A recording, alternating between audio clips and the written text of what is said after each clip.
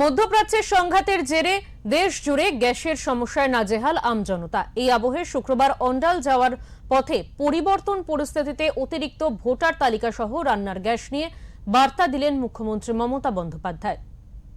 পশ্চিম এশিয়ায় সংঘাতপূর্ণ পরিস্থিতিতে দেশ জুড়ে বেশ কিছুদিন ধরেই শুরু হয়েছে গ্যাস সংকট। এই আবহে বিপাকে পড়েছেন সাধারণ মানুষ থেকে সকলেই। নানান জায়গায় দেখা গিয়েছে গ্যাস সরবরাহের চরম সংকট। এই পরিস্থিতিতে এবার মুখ্যমন্ত্রী মমতা বন্দ্যোপাধ্যায় বার্তা দিলেন কেন্দ্রীয় সরকারকে। শুক্রবার অন্ডাল রওনা হওয়ার আগে কলকাতা বিমানবন্দরে রাজ্যে উৎপাদিত রান্নার গ্যাস নিয়ে মন্তব্য করেন তিনি। হুঁশিয়ারি দিয়ে তিনি বলেন, পশ্চিমবঙ্গে ভোটের কাজে ভিন রাজ্য থেকে আসা সরকারি কর্মী জওয়ানদের গ্যাসের যোগান দিতে গিয়ে বাংলার মানুষের সমস্যা হলে চলবে না। অতিরিক্ত ভোটার তালিকা নিয়েও কেন্দ্রীয় সরকারকে আক্রমণ করেন মুখ্যমন্ত্রী। শুল্ক কমানো নিয়ে কি দাম কমবে? শুল্কটা কয় পার্সেন্ট?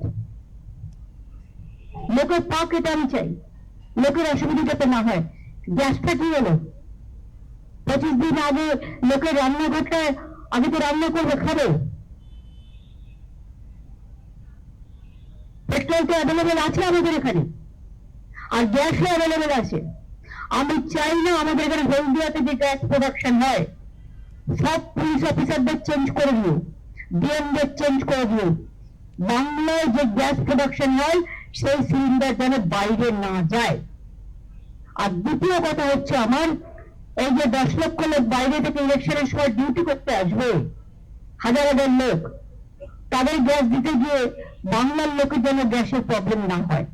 কেরোসিনটা আমরা বাড়িয়েছি কিছুটা, এবং এই কেরোসিনটা রেশনের মাধ্যমে মানুষ পাবে, তাতে যারা স্টোভে রান্না করে কিছুটা সুযোগ হবে। কিন্তু আজকাল বেশিরভাগ মানুষই গ্যাসে গেছে। বৃহস্পতিবার অন্ডাল থেকে কলকাতা ফেরার পথে আবহাওয়ার কারণে বিমানবন্দরে অবতরণের সমস্যার সম্মুখীন হন তিনি। কিন্তু পূর্ব নির্ধারিত সূচি মেনে শুক্রবার বিমানে চেপে কলকাতা থেকে অন্ডালের উদ্দেশ্যে রওনা দেন মমতা। তার আগে তিনি বিমানবন্দরের সামনে দাঁড়িয়ে একাধিক বিষয় মন্তব্য করেছেন। আমার কথা হচ্ছে, সুপ্রিম কোর্ট বলেছিল লিস্ট বের করতে। ফার্স্ট সাপ্লিমেন্টারি লিস্ট আমরা কেউ এখনো পাইনি, পাবলিক ডোমেনেও আসেনি।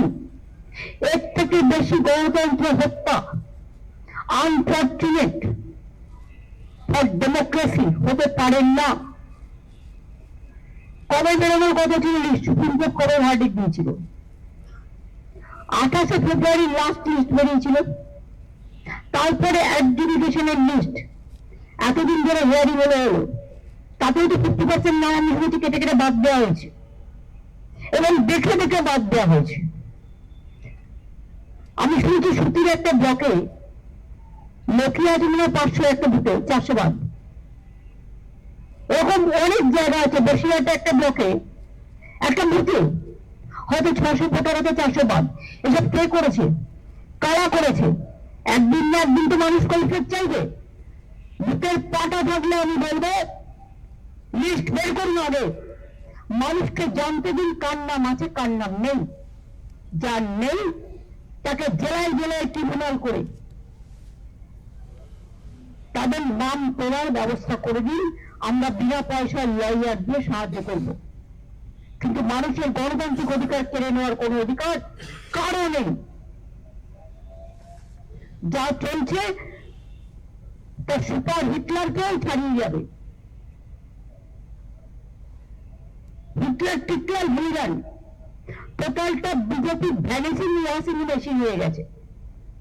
ডেমোক্রেসিটাকেই ভ্যানিশ করে দিচ্ছে, মানুষের অধিকারটাকেই ভ্যানিশ করে দিচ্ছে।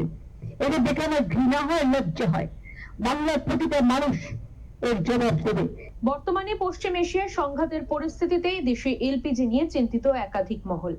এই পরিস্থিতিতে সাধারণ মানুষের কথা মাথায় রেখে দেশে কত তেল এবং এলপিজি মজুদ আছে তা ইতিমধ্যেই জানিয়েছে কেন্দ্রীয় সরকার।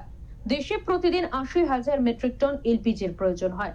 জানা গিয়েছে গ্যাস আমদানির পরিমাণ কমলেও কোনো সংকট তৈরি হবে না।